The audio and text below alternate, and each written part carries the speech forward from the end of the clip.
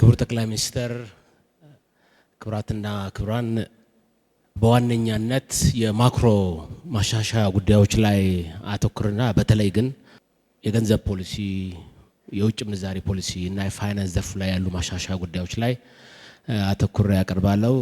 የገንዘብ ፖሊሲ ነው የመጀመሪያው። እንደተነሳው የዋጋ ግሽበት አንዱ ሲሪየስ የኢትዮጵያ ኢኮኖሚ ችግር ሆኖ ቆይቶ ነበር።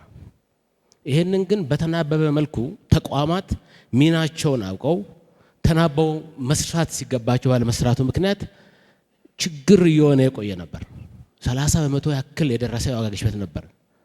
በማሻሻያው ብሔራዊ ባንክ የተረጋጋ የዋጋ ሁኔታን ማስፈን ዋና ተልዕኮው እንዲሆን ተደርጎ ተቀርጾ የገንዘብ ፖሊሲውን የማዘመን በርካታ ስራዎች ሰርቷል።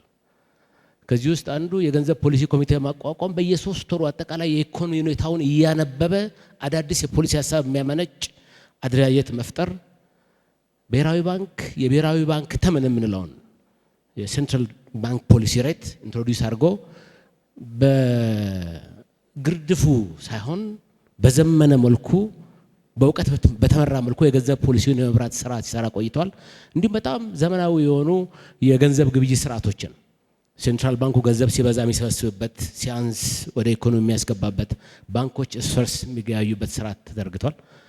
በውጭ ምንዛሪ ማሻሻያ ረገድ እንደምታውቁት ያሰለቸን አንድ ቶኪንግ ፖይንት ቢኖር የኢትዮጵያን ኢኮኖሚ ይገልጽ የነበረው የውጭ ምንዛሪ እጥረት ነው። ኢንቨስተር በሰበሰብን ቁጥር ስለዚህ ጉዳይ ነበር የሚወራው። ይሄን የቀየረ ፈንዳመንታሊ አዲስ ስርዓት ነው ይሄ ሪፎርም የዘረጋው። 50 ዓመት የቆየ አስቸጋሪ ስርዓት። ይሄ ስርዓት እይታውን ፈንዳመንታሊ ቀይሮ የውጭ ምንዛሪ ገበያው በገበያ የሚመራ ዋጋ በገዢውና በሻጩ ፍላጎትና አቅርቦት የሚለካ እንዲሆን ያደረገ፣ በባንኮች ብቻ ታጥሮ የነበረውን የውጭ ምንዛሪ አቅርቦት ለፎሬክስ ቢሮዎች የከፈተ፣ እንዲሁም በዘመነ መልኩ ፌሞስ የምንለው ስርዓት አለን። በአጠቃላይ በኢኮኖሚ ውስጥ ያለው የውጭ ምንዛሪ መግዛትና የመሸጥ ስርዓቱ በየቀኑ እንዲታይ ያደረገ አዲስ አሰራር የዘረጋ ማሻሻያ ነው የነበረው። የፋይናንስ ዘርፍ ማሻሻያው የፋይናንስ ዘርፉ የተረጋጋ አካታችና ጤናማ እንዲሆን ያደረገ ነው። ባንኮችም ራሳቸውን በማሳደግ እርስ በርስ ደግሞ በመስራት ለውድድር ዝግጁ እንዲሆኑ አዲስ ምዕራፍ የከፈተ የፋይናንስ ዘርፍ ማሻሻያ የሰራ። በአጠቃላይ የባንኪንግ ስርዓቱ በምናይበት ጊዜ በአሁኑ ወቅት የፋይናንስ ዘርፋችን ጤናማ፣ በቂ ካፒታል ያለው ትርፋማ ዘርፍ ሆኖ ነው ያለው። ይሄ በሪፎርሙ የተገኘ ትልቅ ውጤት ነው። ሌላኛው ኢምፖርታንት ሪፎርም ተቋማዊ ሪፎርም ነው። ይህን ሁሉ የማክሮ ማሻሻያ እንዴት ይሸከማል ብሔራዊ ባንክ በራሱ ሪፎርም ካልተደረገ? ስለዚህ ከዓለም አቀፍ አቻ ተቋማት ጋር መወዳደር የሚችል የሚገዳደር፣ በሰው ኃይሉም በቴክኖሎጂ ቁመናውም ጠንካራ የሆነ ተቋም የመገንባት ስራ ብሔራዊ ባንኩንም በአዲስ መልኩ የወለደ የሪፎርም ስራ እይታውን ራሱ የቀየረ ማሻሻያ ስራ ላይ ሰራው። እነዚህ ሪፎርሞች ምን ያስገኙ የሚለውን ለማንሳት መጀመሪያ ማንሳት የምፈልገው የዋጋ ግሽበት ሁኔታ ነው። ያ ወደ 30% አካባቢ ደርሶ የነበረው የዋጋ ግሽበት በአሁኑ ወቅት ለአመቱ መጨረሻ ያቀደው የነጠላ አሃዝ ውጤት ላይ በ6 ወር ደርሰን 9.7% ላይ ይገኛል በታህሳስ ወር። ይሄ ድል ልቡን ማሞቀው ኢትዮጵያዊ ካለ የዚህን ስራ ጥልቀትና ክብደት በአግባቡ ያልተረዳ ነው ማለት ነው። የዓለም አቀፍ ተቋማት የሪፎርም ስንጀምር የዋጋ ግሽበቱ 40-50% ነው የሚሆነው ሀገር ነው ያልተባለው ነገር አልነበረም። አዋቂ ነን ባዮች ማክሮ ኢኮኖሚስቶች ሀገር ሊፈርስ ነው ግብጽ ሄዳለሁ ያለም ነበረ። ይሄ ሁሉ ግን የማክሮ ማሻሻያው በአግባቡ ተነቦ ተቋማት አንድ ላይ ሆነው ስለሰሩ ዛሬ እጅግ የሚያስደምም ውጤት ማግኘት ይችላል። እንዲሁ አንዳንድ ቁጥር ላሳያችሁ። ቅድም ያልኩት የዘመነ የገንዘብ ፖሊሲ ለምሳሌ ብሔራዊ ባንኩ የገንዘብ ፍሰትን የሚቆጣጠርበት ኦፕን ማርኬት ኦፕሬሽን ባለፈው 1 ዓመት ተኩል አካባቢ ከ1.1 ትሪሊዮን በላይ ነው ትራንዛክት ያደረገው። ገንዘብ ሲበዛ ይሰበስባል፣ ሲያንስ ለኢኮኖሚ ይሰጣል። ባንኮች ራሳቸው ከሲኦቹ የሰማሁት ነው የምነግራችሁ። መበደር ፈልገን አፍረን መደወል እንቸገር ነበር። ዛሬ ግን ዘመናዊ ገበያ ስለመጣ ገበያ ላይ የተረፈው ለገበያ ያቀርባል፣ ያነሰው ይገዛል። 1.39 ትሪሊዮን አካባቢ መሸጥና መግዛት ችለዋል በዚህ 1 ዓመት ብቻ። አጠቃላይ የውጪ ኢኮኖሚ እንቅስቃሴውን የምንለካበት መለኪያ እንደምታውቁት ባላንስ ኦፍ ፔመንት አለ። የኢትዮጵያ ባላንስ ኦፍ ፔመንት ለመጀመሪያ ጊዜ ፖዚቲቭ የሆነበት ሪፎርም ነው። ይሄ ማለት ወደ ሀገር ውስጥ ያስገባ ነው ወደ ሀገር ውስጥ ካስወጣ ነው ይበልጣል ማለት ነው። 32.8 ቢሊዮን አካባቢ ነው አምና ወደ ሀገር ውስጥ መፍሰስ የቻለው።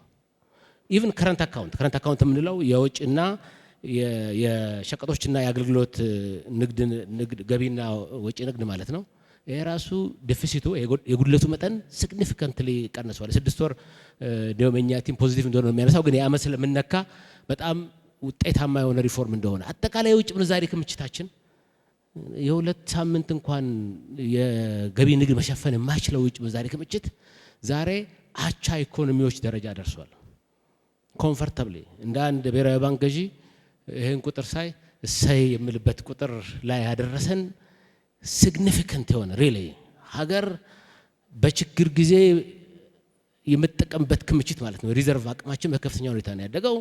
የትዩ ገበያና የፎርማል ገበያው የምንዛሪ ልዩነትም እንደምታውቁት 100% አካባቢ የነበረው አሁን ወደ 12-13% አካባቢ ዝቅ ያለበት ሁኔታ መጥቷል። ፋይናንስ ዘርፉ ላይ ለምሳሌ የተቀማጭ ገንዘብ በ440% ነው ያደገው ከ2011 እስከ 2018 ባለው ጊዜ 440%። 840 ቢሊዮን አካባቢ የነበረው ወደ 3.7 ትሪሊዮን አድርጓል። በሪፎርሙ ሪባላንስ እናደርጋለን። የግሉ ዘርፍ የኢትዮጵያ ኢኮኖሚ ሞተር ይሆናል እንደተባለው በተከታታይ ላለፉት 6-7 ዓመታት ለግሉ ዘርፍ የሚቀርበው ብድር 70-80% እንዲሆን ተደርጓል። ኢቭን ባንኮቻችን ካፒታላይዝድ ሆኖ የቆዩም ቢሆን በዓለም አቀፍ መለኪያ ግን ወደ ኋላ ያቀሩ ነበር። ባለፈው አንድ ወር ተግባራዊ ያደረግነው አዲሱ የካፒታል ብቃት መመሪያ የካፒታል ብቃቱን ከ8% ወደ 11% ከፍ ያደርጋል። ይሄ ብቻ አይደለም ግን የቤዝል ዋን የምንለው በባንክ አሰራር ውስጥ ይሄ ዋናው መመሪያ ነው፣ አሰራሩ ነው። እኛ ቤዝል ዋን ላይ ቆይተን ነበር የነበርነው። አሁን ወደ ቤዝል 2 እና 3 ዓለም ወደ ደረሰበት ደረጃ መጥተናል ማለት ነው። እንደ በቀላሉ ለማስረዳት በፊት የነበረው አሰራር ባንኮቻችን ያበደሩትን የብድር ስጋቷን ብቻ ነበር በካፒታል ሬሽዮ የሚጠብቁት። አሁን ግን ከዛ አልፈው የገበያ ስጋቱን የኦፕሬሽናል ስጋቱን የሚለኩበት ካፒታላቸውን ደግሞ በሁለት ቲር ከፍለው ኮር ካፒታል ቲር 1 ቲር 2 ብለው እንዲከፍሉ ያደረገ በጣም የዘመነ ዓለም አቀፍ ተሞክሮ ተግባራዊ ያደረገ ሆኗል። የባንኩን ጤና ማለት የምንለካው በኤንፒኤል ሬሽዮ ብቻ ሳይሆን ተገልጋዩን እንዴት እያስተናገደ ነው። አሁን አዲስ አወቃቀር አለን። ይሄኛው አዲሱ አወቃቀር ባንኮችን ሱፐርቫይዝ የሚያደርግበት አንዱ መለኪያ ለደንበኞች የሚሰጡት አገልግሎት የሚሆን አሰራር ነው። ሌሎቹን ወደዚህ አልገባም። ዲጂታል ይሄ ሪሊ በኢትዮጵያ ኢኮኖሚ ውስጥ መሰረታዊ አብዮት የሚለውን ቃል ስለማንወድ እንጂ ያመጣ ወሳኝ የሆነ ማሻሻያ ነው። እነዚህን ቁጥሮች ላሳያችሁ። ለምሳሌ ዲጂታል አካውንቶች ብዛት 254 ሚሊዮን ደርሷል ከ26 ሚሊዮን ተነስቶ። የትራንዛክሽን አካውንቶች ብዛት 320 ሚሊዮን፣ የክሬዲት አካውንቶች ብዛት 8.3 ሚሊዮን። ፋይናንስ ተደራሽነት ከ41 ሺህ ወደ 618 ሺህ እንግዲህ ያው ፖስም ኤቲኤምንም ጨምሮ ነው። በፐርሰንቴጅ ለመግለጽ ይቀብላል። 15 እጥፍ ነው ያደገው። 15x ፋይናንሻል ኢንክሉዥን ላይ እየሰራ ያለው ስራ አጠቃላይ የፋይናንስ ተደራሽነት ከ47 በመቶ አሁን ወደ 65 በመቶ አድጓል። ከአቅርቦት አንጻር ያው ገና ይቀረናል። በቀጣይ ትኩረት የምመጣበት ነው የሚሆነው። ግን የፋይዳ ስራ የዲጂታል ትራንስፎርሜሽኑ ፋይናንስን ለህዝባችን ተደራሽ ማድረግ ነገር ትርጉም ያለው ውጤት እንዳመጣ የሚያሳይ ነው። ለዚህም እንዲያግዝ የዲጂታል ፔመንት ስትራቴጂ እንደምታውቁት 1.1 አጠናቀን ሁለተኛው ስትራቴጂ ተግባራዊ ሆኗል በዚህ ዓመት። ሁሌ የምናወራው ትልቁ ሀብታችን አርሶ አደሩ አርብቶ አደሩ ጋር ያለው ሀብት ነው። ይሄንን ወደ ብድር ማቀፍ መምጣት አለብን። የተንቀሳቃሽ ሀብት ብድር ዋስትና ማቀፍ ወደ ስራ መግባት አለበት የሚለው ስራ አሁን ብዙ ቆይቶ ወደ ስራ ገብቷል። ቁጥሩ ትንሽ ነው። ለ169 ሺህ ሰዎች ያክል ንብረት አስመዝግበዋል። ግን ይሄንን አስፍተን የምንሄድበት ይሆናል። ግን ጅማሮው እንዳለ ለማሳየት ነው። ሌሎች ከባንክ ውጭ ያሉ ብዙ ጊዜ የማይነገርላቸው የጡረታ ተቋማት ጋር ያለውን አቅም እንደው አንስቼ ለማለፍ የግል ድርጅቶች የጡረታ ማህበራዊ ዋስትና ተቋም 183.6 ቢሊዮን ያክል ካፒታል ኢንቨስትመንት ላይ አውሏል። የመንግስት ሰራተኞች ማህበራዊ ዋስትና ደግሞ 318 ቢሊዮን ያክል ኢንቨስት አድርጓል። ናው ተቋማዊ ሪፎርም ላይ እንዳልኩት እንዲህ አይነት ሪፎርም እየሰራን ማዕከላዊ ባንኩ ይሄ ሪፎርም የሚሸከም ተቋም ካልሆነ በስተቀር ቀጣይነት ያለው ውጤት ሊመጣ አይችልም። ስለዚህ በአዲስ መልክ ባንኩን ማደራጀት እይታውን መቀየር ይፈልግ ነበር። የዚህ ማሻሻያ ትልቁ ትርጉም የኢትዮጵያ ብር ትክክለኛውን ዋጋ አግኝቶ የኢትዮጵያ ኢኮኖሚ ተወዳዳሪ እንዲሆን ማድረግ ነው።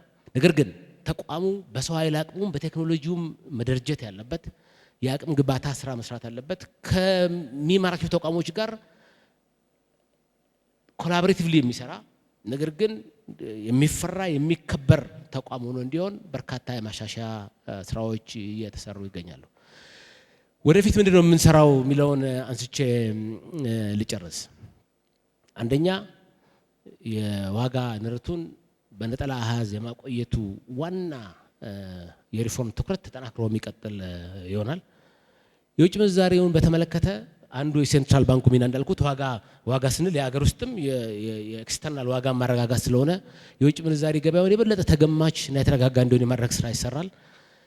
አሁን የሚቀሩ ነገሮች አሉ። ክቡር ጠቅላይ ሚኒስትር ከረንት አካውንቱንም ለቀን ቢሆን ማይንድሴቱ የሴንትራል ባንኩም የባንከሮቹም የግሉም ዘርፍ ያንን የሚፈታ ማሻሻያዎች እያደረግን ነው። በሚቀጥሉት ሳምንታት ውስጥ ተግባራዊ የሚደረግ ለምሳሌ ስታርታፕ አንድ ወጣት አዲስ ሀሳብ አመንጭቶ እውቀቱን ሽጦ ያገኘውን ገንዘብ ኡጋንዳ ወይም ኬንያ እንዲያስቀምጥ እዚህ ካስቀመጠ መጠቀም አትችልም የሚል አይነት እይታ ነው አነለ። እነዚህን ፈንዳመንታሊ የሚቀይር አሰራር ኮንፊደንስ የሚፈጥር ባለሀብቱ ሀብቱን ማስገባት ማስወጣት መጠቀም የሚያስችለው ተጨማሪ ማሻሻያዎች እየሰራን የውጭ ምንዛሬው የበለጠ እንዲረጋጋና ኢንፋክት በእኛ ግምገማ የውጭ ምንዛሬው አሁን ሊትል ቢት ኦቨርፕራይስድ ነው፣ አፕሪሼት ማድረግ አለበት። ለዚህ አቅደን ነው በአመቱ ውስጥ እየሰራን ያለ ነው። የባንኮች ውህደትና ግዢ ሌላው የትኩረት ኤሪያ ነው። ባንኮች ሰብሰብ ብለው አቅማቸው እንዲያደራጁ አዲስ የኤምኤንኤ ፍሬምወርክ ተግባራዊ የሚደረግ ይሆናል። የኢንሹራንስ ዘርፉ ተረስቶ ነው የቆየው። ትልቅ አቅም እያለው ማዕከላዊ ባንኩ በአግባቡ ባንክ ላይ ብቻ ተኩሮ አልመራውም። ስለዚህ ራሱን የቻለ አደረጃጀት ኖሮት እንዲመራ የሚያደርግ አዲስ ማዕቀፍ እየተዘረጋ ይገኛል። ከወለድ ነፃ ባንኪንግ ጋር ብዙ የሰራን ቢሆንም አሁን ከዘመናው አሰራር ጋር ግን ክፍተት አለ። ለምሳሌ ቅድም ያልኩት ኢንተርባንክ መኒ ማርኬት ላይ መስታተፍ አይችሉም። ይህንንም የሚፈቅድ አዲስ አሰራር ይዘረጋል። የማዕከላዊ ባንክ ዲጂታል ገንዘብ እንደሚታወቀው ዓለም ዲጂታል ሆኗል። የማዕከላዊ ባንክ ዲጂታል ገንዘብ ዓለም ላይ ዋና ቱል እየሆነ መጥቷል። ይህንን እያጠናን ነው። ጥናቱን አጠናቆ ወደ መተግበር የሚገባ ይሆናል። ከግብርናና ሌሎች ተቋማት ጋር በመቀናጀት አዲስ የአግሪ ፋይናንስ ስትራቴጂ ቀርጸናል። ይሄ አዲስ የአግሪ ፋይናንስ ስትራቴጂ ግብርና ትልቅ የልማት አቅሙን እንዲወጣ በተለየ ሁኔታ ግብርናን እንዴት እንደግፍ የሚለውን የሚያሳይ ነው። እንዲሁም ኤስኤምኢ ስታርታፕ ላይ የክሬዲት ጋራንቲ ስኪም ኢንትሮዲዩስ እናደርጋለን። መንግስት 1.5 ሚሊዮን ቤት እሰራለሁ ብለው እያለ የፋይናንስ ዘርፉ ግን ለዚህ አልተዘጋጀም። ለዚህ የሚያግዝ የሞርጌጅ ፖሊሲ ተቀርጾ ተግባራዊ የሚደረግ ይሆናል። ፋይናንስ አካታችነት ላይ በስፋት እንሰራለን። የፋይናንስ ዘርፉ ቅድም እንዳልኩት ጤናማ ሆኖ እንዲቀጥል ቁጥጥሩን በማጠናከር የዘርፉን ጤናማነት የማረጋገጥ ስራ ይሰራል። በመጨረሻ ላይ እንዳልኩት ብሔራዊ ባንኩ በሰው ኃይል አቅሙም በቴክኖሎጂም ከአቻ ተቋማት ጋር የሚመጣጠን እንዲሆን በርካታ የማሻሻያ ስራዎች የሚሰሩ ይሆናሉ። አመሰግናለሁ።